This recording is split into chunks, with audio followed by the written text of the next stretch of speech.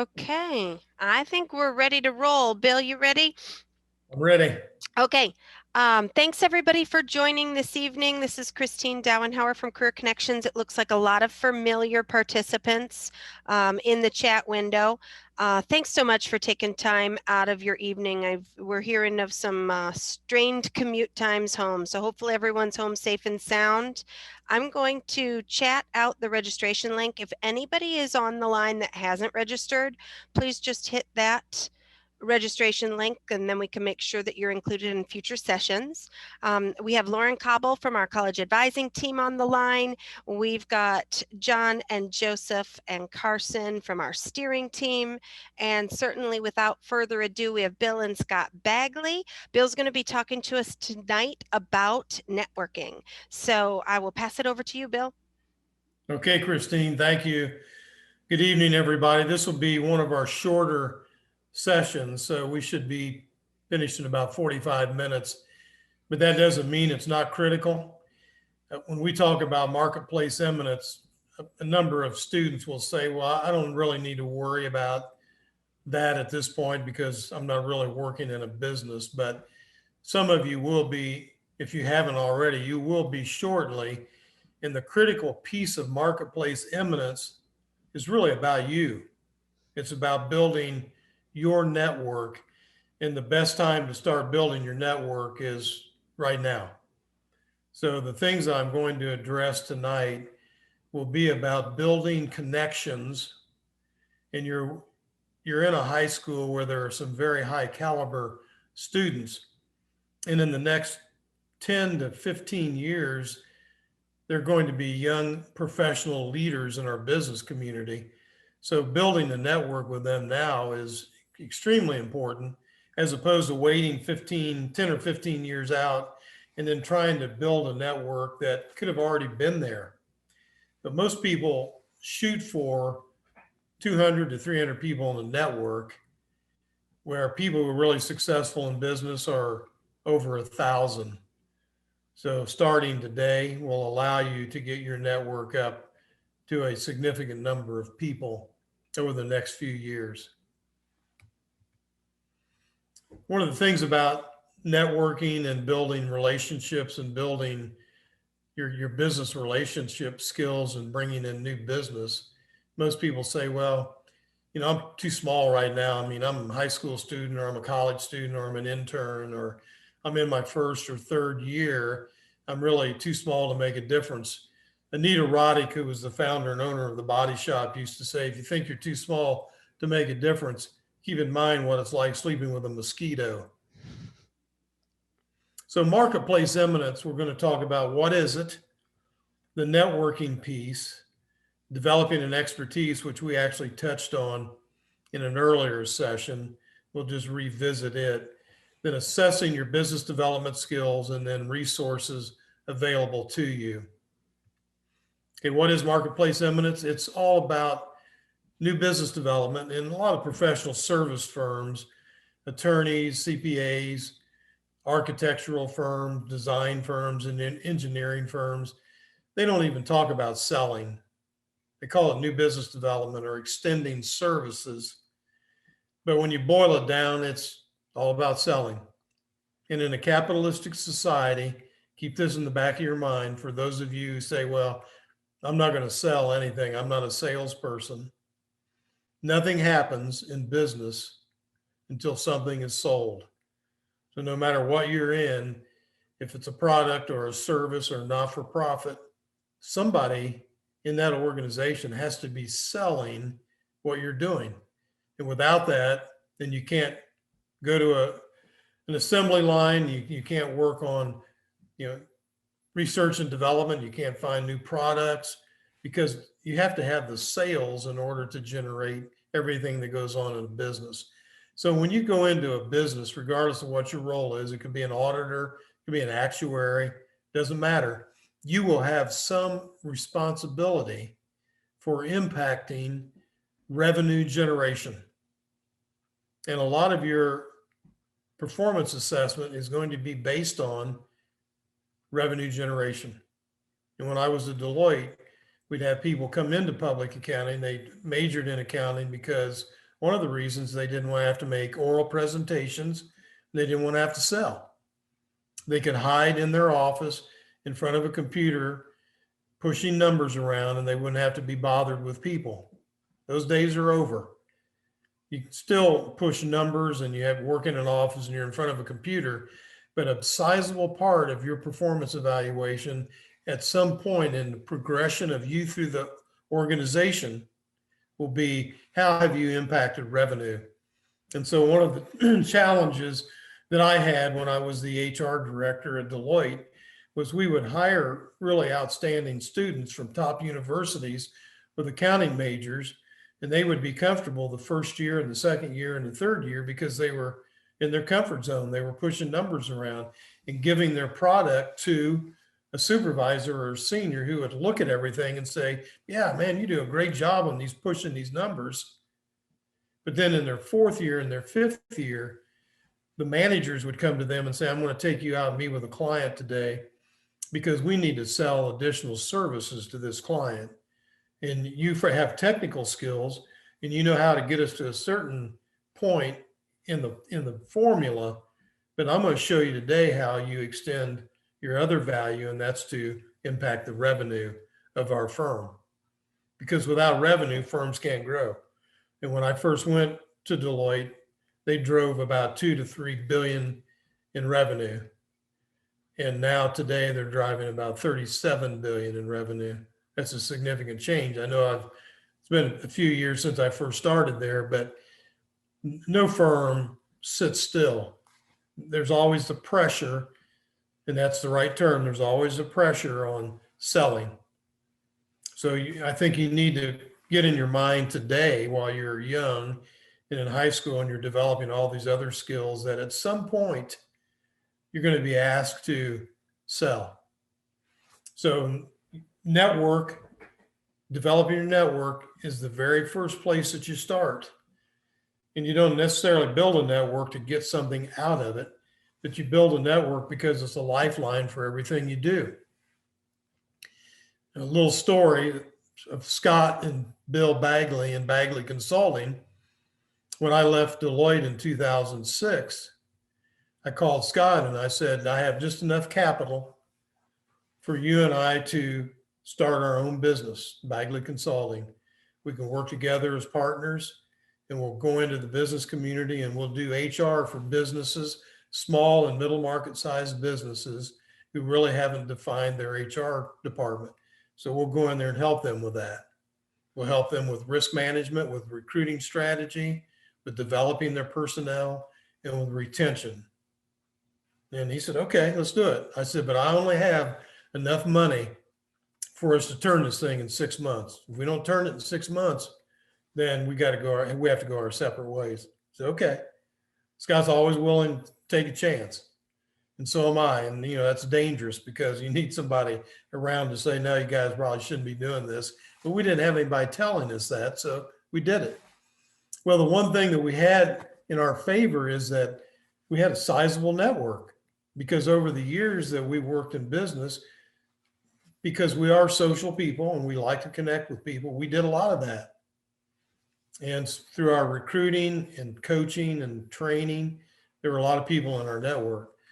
So I said, I'm going to send an email message out to my network and you should do the same thing and we'll tell them what we're going to do.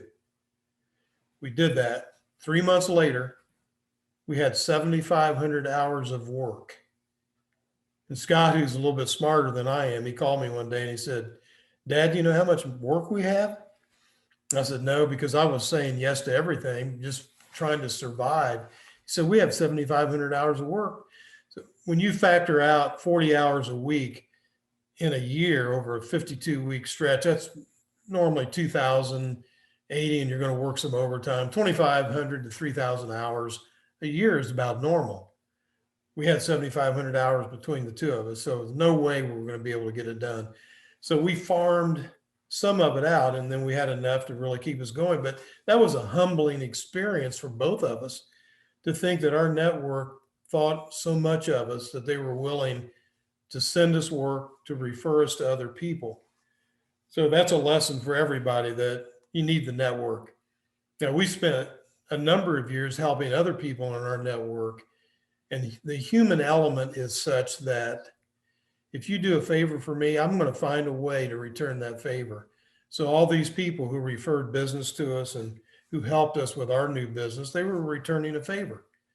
And so I've never forgotten that. And from that point on, I've been returning favors to people in any way I can because I owe the system for what they did for us 20 years ago.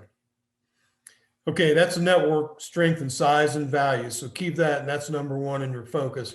Then expertise at some point, and it's too soon in your career to know this now, but at some point as you go through the college process and you declare a major, and Lauren will help you with this in the early stages of finding out who you are and what you need to be doing to get in the right major. And you don't want to get into major just because you'll get a job in it. You want to get into a major where you can practice in an area where you are interested and you're really good.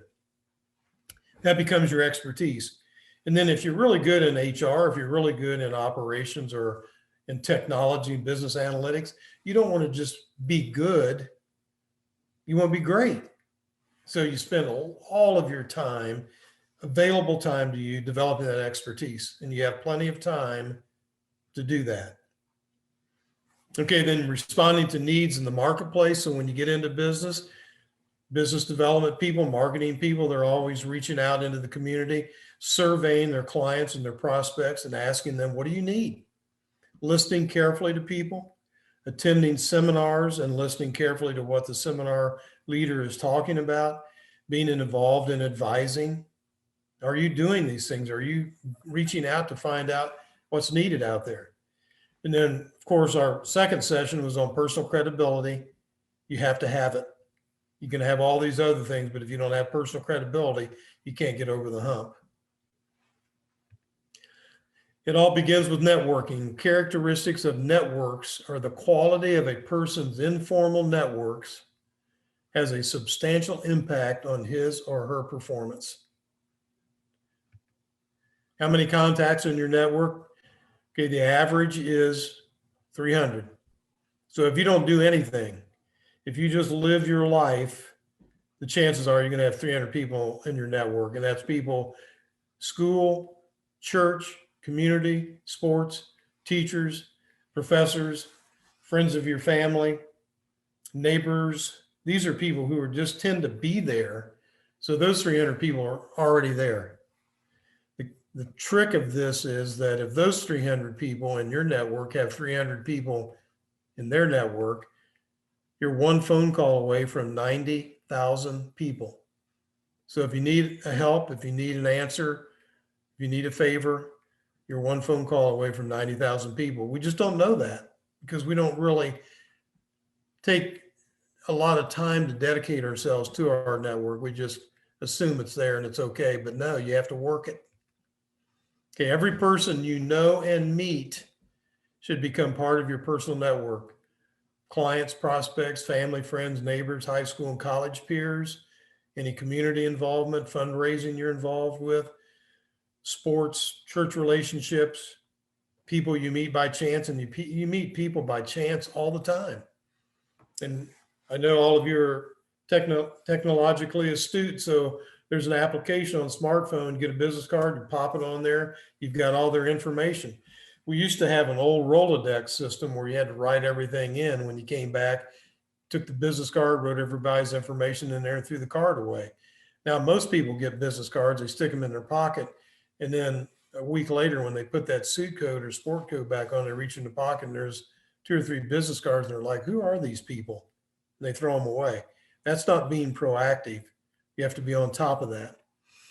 You will be effective in organizations and in communities to the extent that people throughout the organization or in the community know you, like you, and trust your motives. Keep in mind that networking is a dynamic process. It just doesn't happen. The first part of it, you need to plant. The second part is nurture. The third part is harvest. So planning is all about investing your time in meeting people and taking people to lunch or out to coffee or to breakfast and paying for it and thanking them for taking time to meet with you, learn a little bit about them, about what they do. Then you develop a plan around how you're meeting people. You make the contacts. There's relationship building.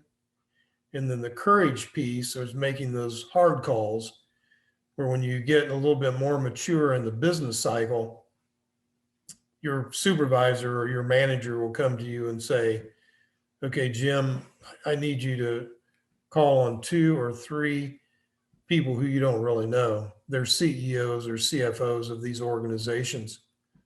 That's tough to do because the vast majority of people don't really need you, especially CEOs and CFOs. They have their network. So when you're calling them, you're bothering them. It's like a marketing call. Most people don't answer them or they hang up. You get the same sense. You still have to make those calls. So you have to learn a way to do that so people don't reject you. And keep in mind too that sales, 90% rejection. And people who are really good at selling are like, I can't wait till I get that 9th rejection because I know the 10th one, I'm going to hit a home run. Nurturing is demonstrating concern for the person or the organization, a commitment, putting effort into developing the relationship, and then follow through. And then harvesting is the end product, the outcome. This is when you begin to receive information that's helpful to you. They introduce you to further contacts. I rarely go on a networking lunch when I don't bring somebody with me or ask that person to bring somebody with them, because that's one more connection that you can add to your network. So you can help them and they can help you. And then you become an advocate for those people, or they become an advocate for you. So what happened to Scott and me in 2006 was we had a lot of people advocating for us. You know, you want to send your business to Bill and Scott, you can trust them and they'll be helpful, et cetera. And then you get the business. Okay, networking is about starting now, building meaningful relationships, just not meeting people, but knowing something and learning something about them, becoming a trusted advocate, doing the little things. And keep in mind, it's not a quid pro quo. It's not, you're not doing it to get something out of it. But this tends to occur because networking is in with the human element. And again, if you meet with somebody and you take them to lunch and they like being with you, then they're going to return that favor. At some point, they're going to invite you to breakfast and meet you or introduce you to somebody in their network. And this is how it goes on. So when somebody calls you and says, Gio, do you have time to do lunch with me sometime next week? You say yes, absolutely. Or next week I'm a little busy, but I want to get this on a calendar. So you get it on a calendar. The tendency of too many people is to say, I'm really busy right now. Here's a clue. Everybody's busy. This is part of being busy. There's being busy in your business, and there's being busy on your business. And being on your business is so critical to developing your business so that you're busy in your business. So when somebody calls and says, I'd like to take you to lunch or meet with you, or do you have time to have coffee? Do you mind looking at my resume? Would you mind talking to my son or my daughter? It's always yes. Maybe not today, maybe not tomorrow, but I will work it in to my calendar. And then always connecting others to others, especially when you're mentoring people, you want to make sure that you're introducing them to people in your network to help them succeed. Before you go to a networking event, and you'll be going to a number of those, if you haven't already, you're going to be going to a number of them when you're in college. You need to believe in the value of networking. Again, there's a significant percentage of people who hate going to any type of big social event. And they get to the threshold of going in the door, they look in and see all those people and they start worrying about it.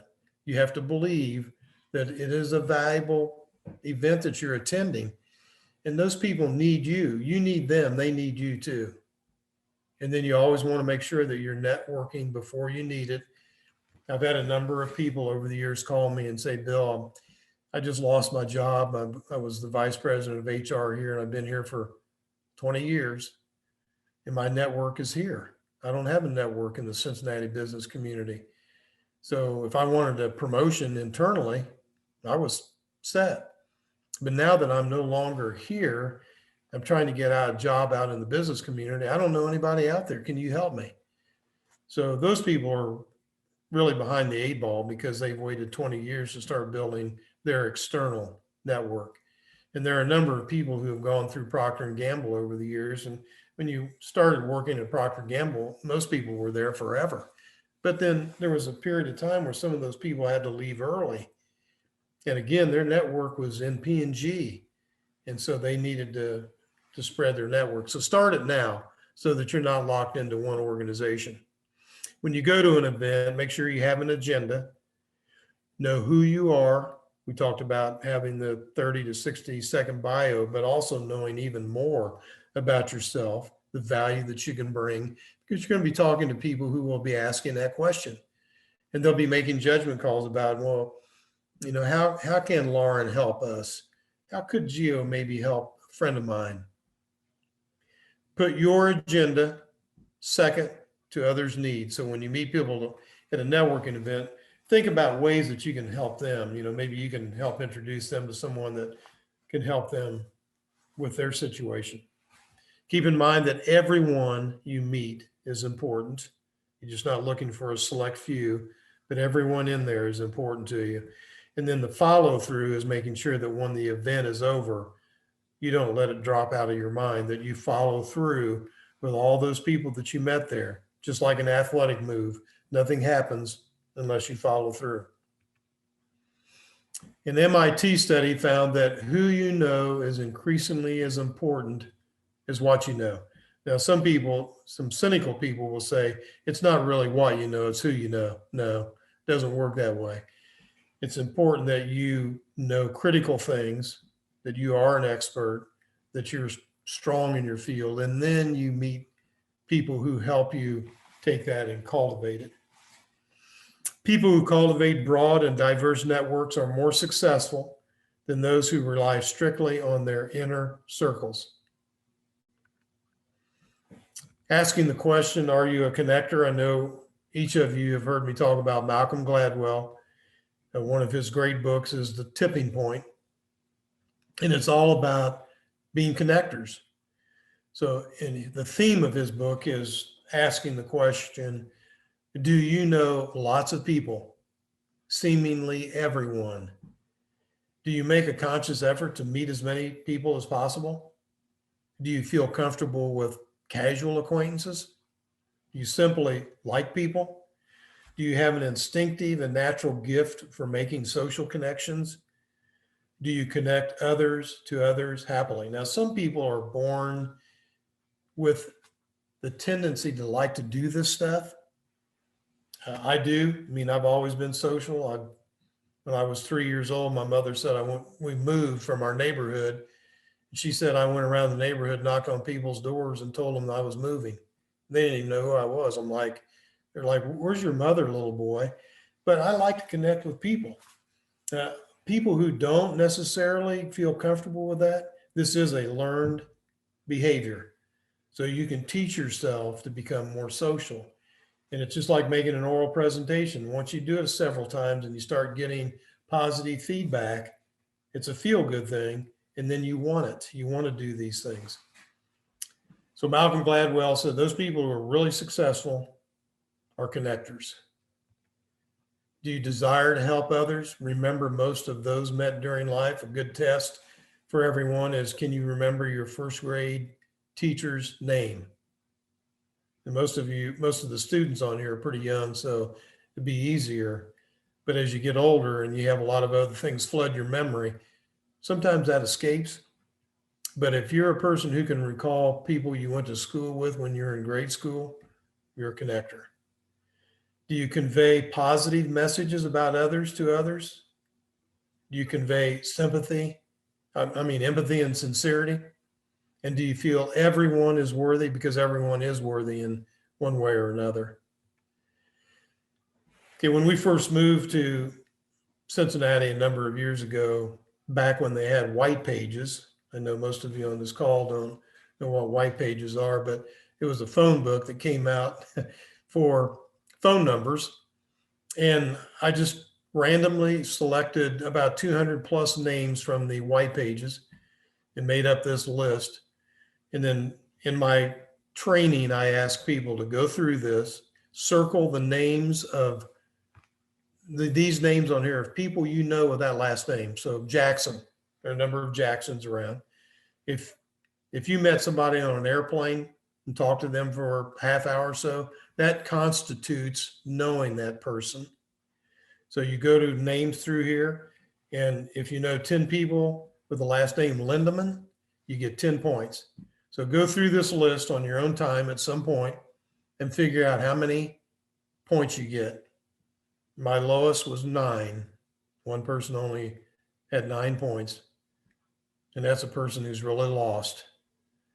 And another person, a person I had in my class not too long ago, had 325 names. Now, obviously, some of the people, he knew 5 or 10 or 15 people with that last name, but still, it's a lot of people. So that person's a connector.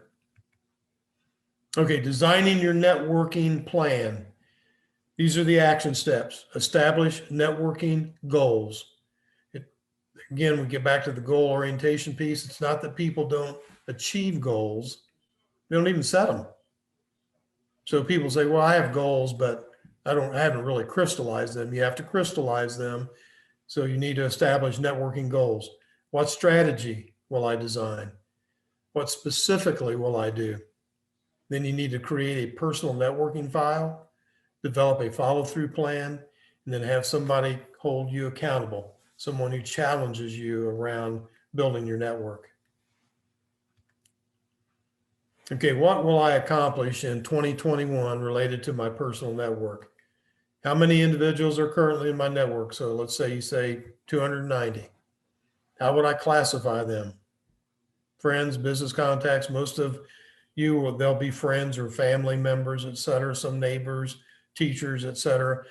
As you become more senior in your business cycle, they'll start to become business contacts and then clients and then prospects. Are they at the right level to impact revenue generation? Most people, when they're younger, the people that are in your network are probably not at the right level to impact revenue generation. But that's okay. Hold on. In 5 to 10 years, they will be.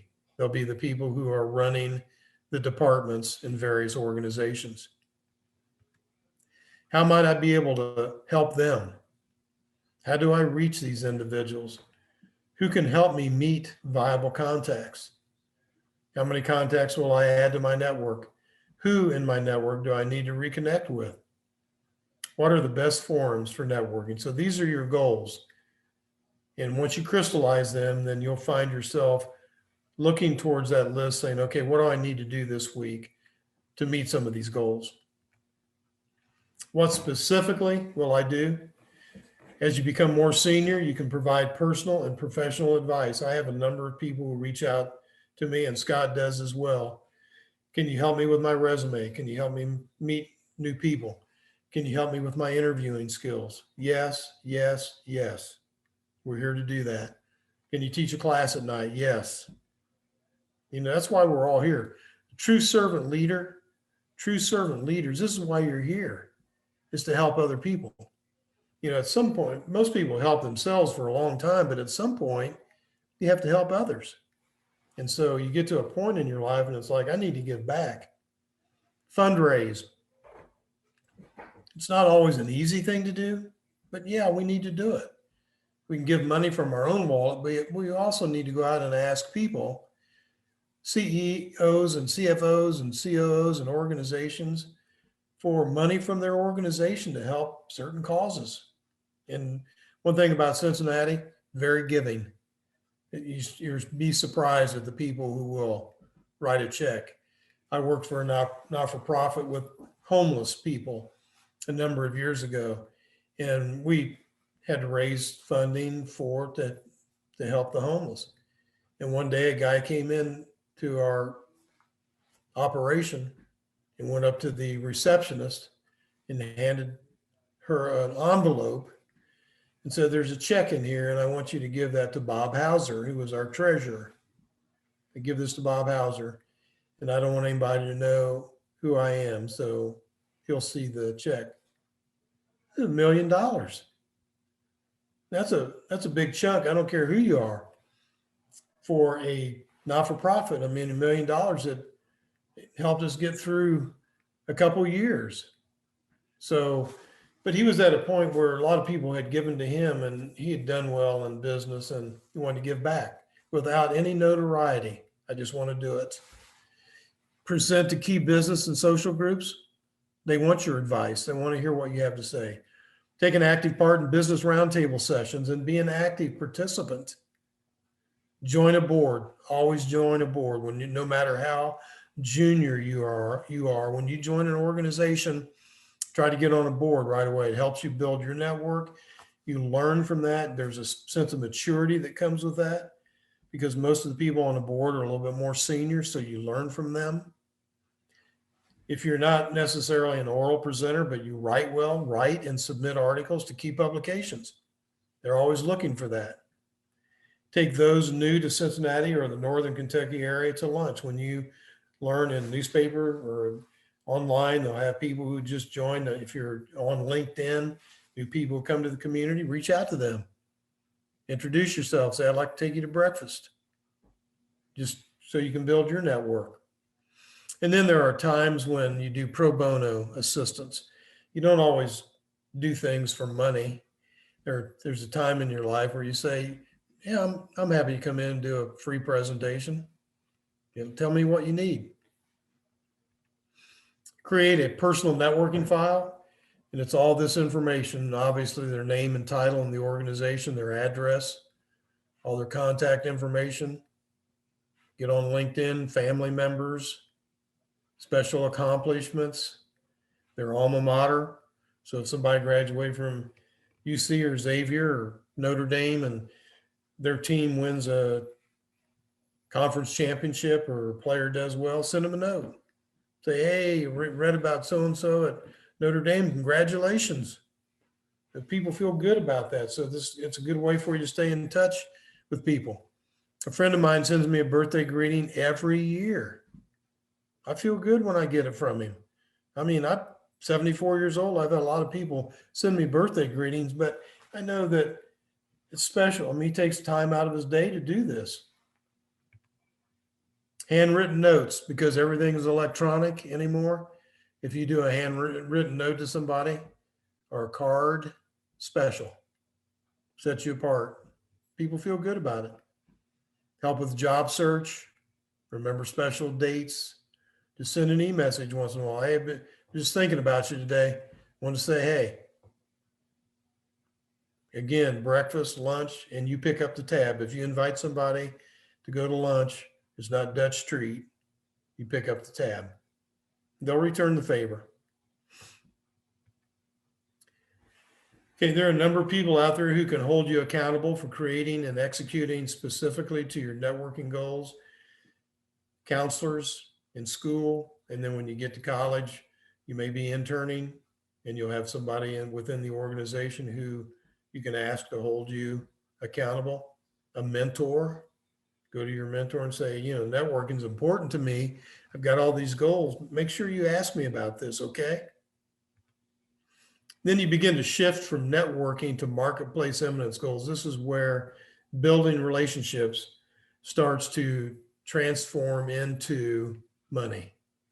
Again, you don't do it for this reason, but this is a normal course of things in a capitalistic society. So once you find yourself succeeding related to networking, you'll find the process specific to bringing in new business leads and new business dollars, and it'll be less challenging. You are now seen as a friendly force in the marketplace, a reliable expert in business and in human relations. You start to set yourself apart because you're a good person, and people trust that. Then you get into the eminence goals, the marketplace eminence goals. How many hours per week devoted to on business? So we know if you're an accountant, you're going to be expected to charge about 1,750 hours during the year. That's almost all your time at work. You got to set aside some time to build who you are, your personal development, your professional development, and your relationships. How well do I know my service line, what I'm working in? How well do I know my clients' businesses? Do I effectively delegate to free up my time? And those people who are working under you, they want you to do, you're not dumping work on people. You're giving them the opportunity to succeed. That frees you up to do things on the business. How strong are my advisory skills? Am I listening to the client, or am I telling them all the time, this is what you need to do? You need to listen for the pain. And then in the end, how much in money might I influence bringing to the firm in the current upcoming fiscal year? You start doing that early, you get a lot of credit for it, because most people don't do that on their own. And then at some point, that'll be forced on you. Okay, developing an expertise. These are some things that you need to know about your organization. This is a good exercise to go through before you accept an internship. Learn about the organization that is trying to recruit you, their history, their organizational structure. What is their vision? What are their strategic imperatives? What is the mission statement? What's the brand? Do they have any special initiatives going on? What about targeting their new business development? Are they trying to grow? Do they have any specific challenges that they have to deal with? And what are their projections for the future? So this is what you need to know about your organization. And many times when I was recruiting, I would ask candidates, I'd say, what is the vision of Deloitte? And they'd look at me with a blank stare. I have no idea. You've got to know, you have to know about an organization when you're interviewing for a position there. And then when you work there, in order to match your vision with the organization, you got to know what the organization's vision is. And then you look to your clients or your prospects. When you start looking to developing your business, you need to know all the same things about them. This is if you don't know what their challenges are, or their vision, or their strategic imperatives, and how do you match up the services and products that you're offering to what they're trying to accomplish? You can't. So you need to know what their pain is. And I had a consultant tell me years ago, until somebody's in pain, they don't need you. But if you can point out to them, these are some things that we do to help you with pain that's out there, then you help them recognize that, yeah, I have some of that pain too.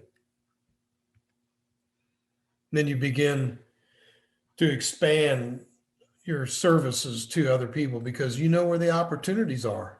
You know what their specific challenges are, projections for the future, and then you start to match up with those. Then the power of the mind, the creativity. Most people say, well, I'm just not a creative person. Again, that's a learned opportunity. You learn how to do these things.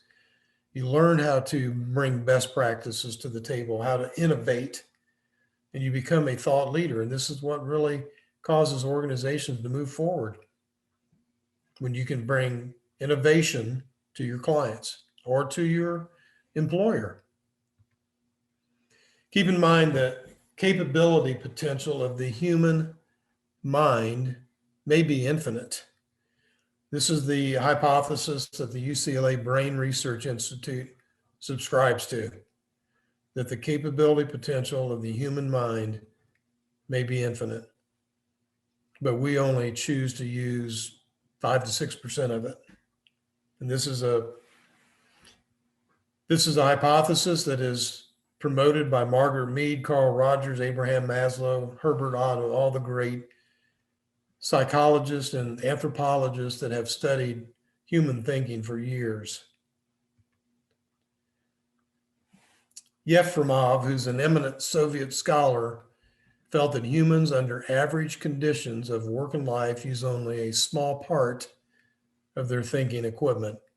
If we were able to force our brain to work at only half its capacity, we could, without any difficulty whatever, learn 40 languages, memorize volumes of encyclopedia, and complete the required courses of dozens of colleges. People who are savants prove to us the genius that is out there. Why then don't we accomplish more as individuals? Most people have not learned to think, the highest order of a living being. Instead, they react to situations. Most people will go to any lengths not to deal with an issue too painful. Hey, I want to get home, watch the ball game. I got to stay here and work on this. No. But the people who really get ahead are the ones that say, okay, you go ahead and go watch the ball game. I'm going to carve out some time to work on this issue, this problem. Most people ask all the wrong people to resolve it for them. They defer to others just to move it on. Reference sources are not in their files or libraries. It pains them to write the issue down and then spend quality time thinking of ways to resolve it.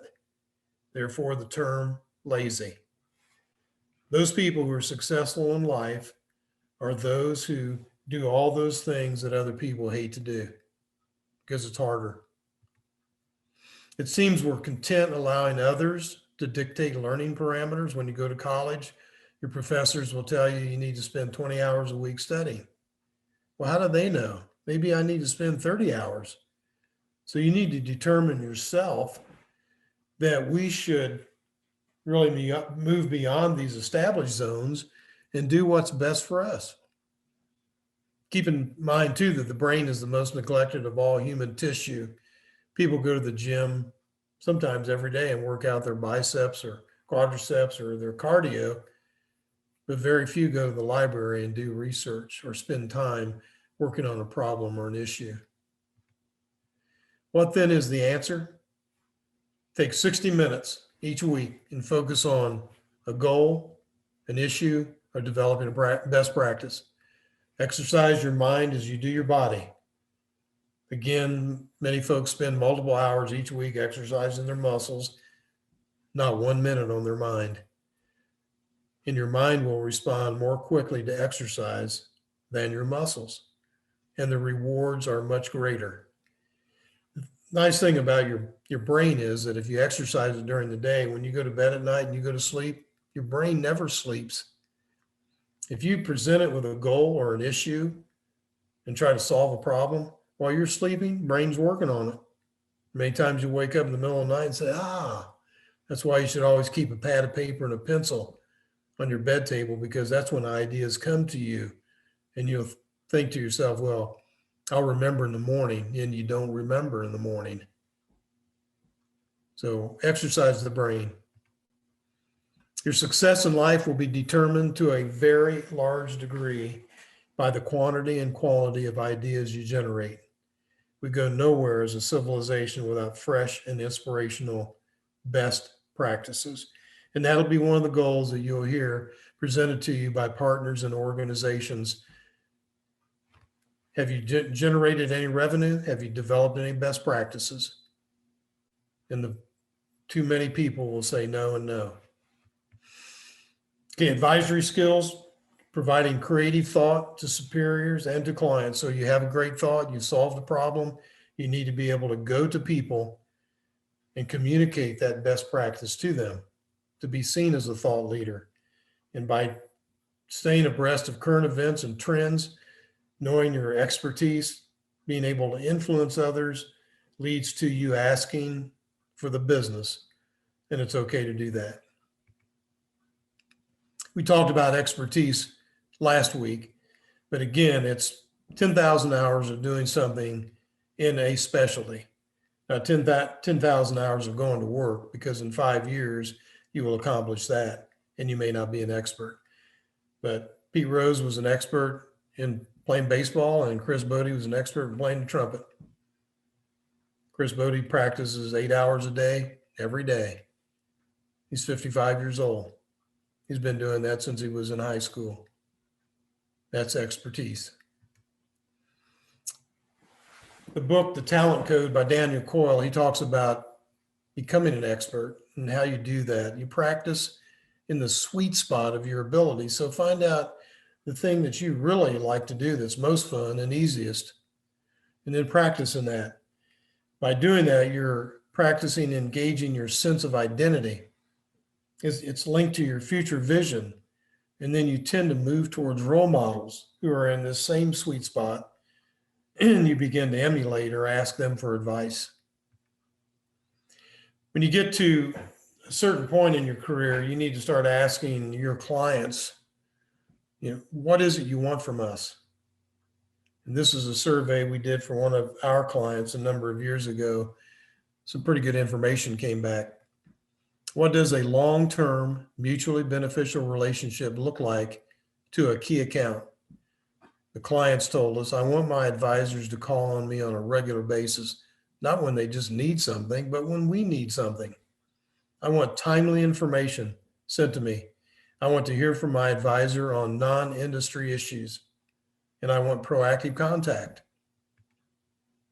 How a new relationship unfolded. They gave us a lot before they got the opportunity of getting anything in return. So we were doing pro bono activity until they said, yeah, we need this, and now we're going to pay for it. They took time to learn my business before they became important to me. My advisor is unselfish. He has an attitude of not expecting something all the time. They sat down with me and talked about my business. They got to know me, and then they researched my industry. Sustainability of the relationship. The advisor took a long-term view of what we were trying to accomplish and facilitated it. I share my goals with my advisor. You know you've hit a home run when your client sits down with you and says, Joseph, I need to sit down and share my goals with you so we can work together on this. I expect him or her to be well-rounded in a multitude of business areas, not just their expertise. They need to know other things that are going on. I want options, creative solutions, advice, and ultimately performance. Okay, you get to the point now where we talk about developing your calendar. So this is called an Eminence Calendar. And these are some things that you need to put on the calendar. Once a week, you need to do something on your business. You can ask your client about a CFO or HR need they might have, their concerns, their ideas, trends you are aware of. Take them to lunch and talk about these things. Arrange for a pro bono HR audit or oral presentation or a training session. Attend a chamber breakfast, meet new people, follow up with them. Take a client to lunch, pay for it, thank them. Submit an article of 2,000 to 5,000 words to an industry publication on a best idea. So these are things that once a week, you need to do one of these significant things. At the end of a year, you've done 50 at least, and your network has exploded, because then people begin to call you and pay back. And then you do a quarterly assessment of your Eminence performance. You get 1 point. You allocate points for what you're doing here. Out of box discussions with clients, a point. New connections or strengthened relationships, 2 points. Wrote an article, 3. Part of a presentation or roundtable, 4. Provided new service or special project to client, 5. Influence bringing in new business, 6. Brought in new business, 7. This is a scorecard that you keep on yourself, and a lot of organizations actually call them scorecards. We want you to keep a scorecard. You do this beforehand, early in your career, when you're more junior, and when you meet with your counselor, you present the scorecard and say, this is what I'm doing. They're going to be like, wow, we need to get this person into a higher position. So you don't wait for somebody to dictate when you're going to be promoted. You promote yourself without honking your horn too loud, but just saying, these are things I'm doing. Let them know. These are some outside resources around Marketplace Eminence. Managing the Professional Service Firm is one of the best. David Maester, Swim with the Sharks. It's a fun book to read about relationship building and selling. Dig Your Well Before You Are Thirsty is about building your network. For those of you who think you would hate selling, the book, the I Hate Selling book, is all about that, how you can skirt doing the hard things about selling and still sell. then The Tipping Point, and To Sell is Human by Daniel Pink. That's it. Any questions? That was fantastic, Bill. While the students are thinking of questions, I want to just make a plug. That network that Bill talked so elegantly about is why Career ConneXions is here, you guys. So just in a lot of ways, the over 200 volunteers that we have in the program, they are waiting for the phone call that says, hey, I want to learn, I want to meet an investment banker, or I want to meet a lawyer. So know that you've got a lot of ways to build your network amongst your family and your teachers, but know also that that's why Career ConneXions is really here. We're here to help boost your network. So I just wanted to put that plug in because Great program. yeah, and like you said, Bill, it's never too early, and you don't Yep. want to wait until you need it to ask for it, right? Right. That's a bit too Exactly. late. Yes, Um, exactly. okay, so we've got I believe, yeah, we've got a question in the chat from Will. Thanks, Will, for this question. Would you suggest we begin a social account on LinkedIn right now? Yes. LinkedIn is a great networking tool, social networking tool. And there's a lot of great information out there. And I don't know anyone in my network who is not on LinkedIn. Never Yep. too soon to start. Yep.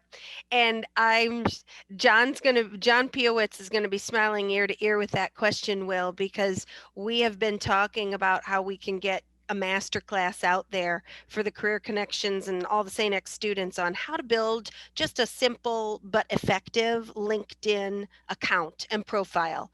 And it is much more straightforward than you might think. So we're going to give some tips on that coming soon.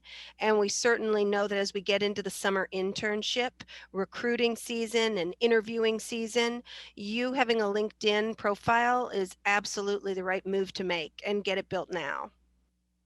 And Scott is an expert on LinkedIn. He has recruited a lot of people off of LinkedIn, and so that's a lifeline for a lot of what he does.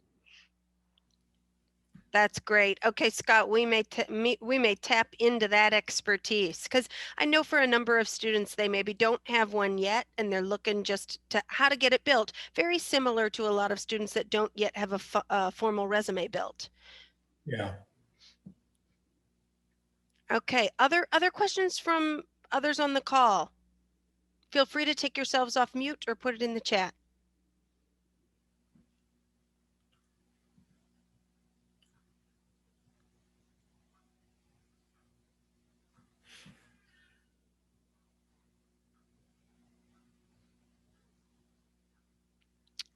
Any other questions?